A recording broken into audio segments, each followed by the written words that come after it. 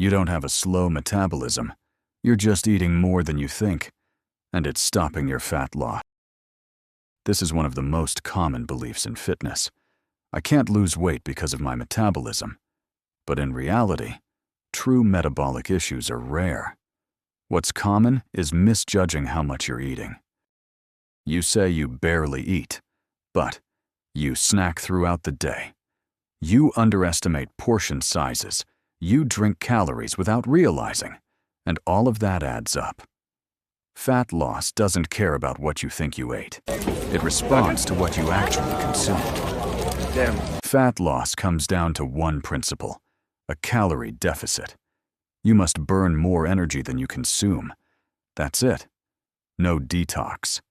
No fat burners. No shortcuts. Most people aren't tracking properly.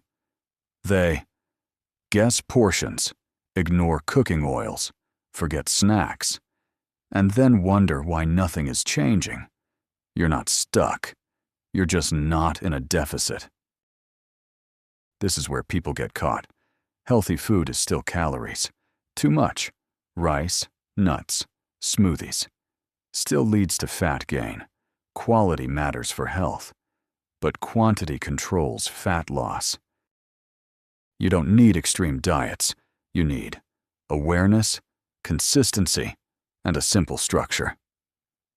Once that's in place, fat loss becomes predictable. If you want a simple system that removes the guesswork, I've broken everything down step by step, so you know exactly what to do.